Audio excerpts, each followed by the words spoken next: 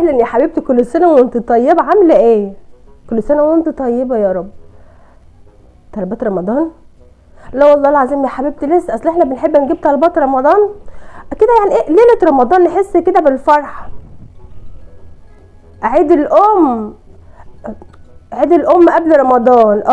امال ايه، هجيب لحماتي وهجيب لمامتي. امال ايه؟ انت جبتي عروض؟ عروض ايه يا حبيبتي؟ هو عاد لسه في عروض؟ هو عاد في حاجه اصلا لسه رخيصه؟ والنبي يا حبيبتي حتى لو رحت العروض مش هتلاقي حاجات رخيصه.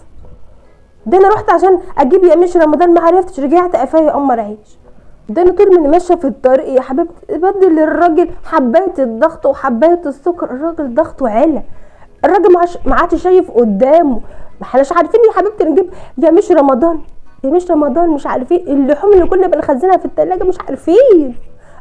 طب هنبقى نباتيين في رمضان ان شاء الله ونبقى اقتصاديين. طب حتى البلح مش عارفين نجيب كيلو بلح نبله في رمضان، يا ريتني كنت بليته. طب مش عارفين. طب هنعمل ايه دلوقتي؟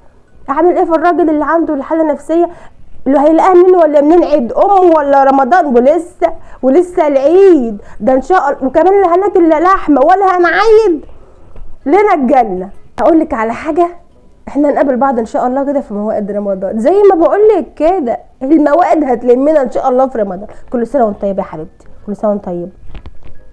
العيد ورمضان والعيد استرها معانا.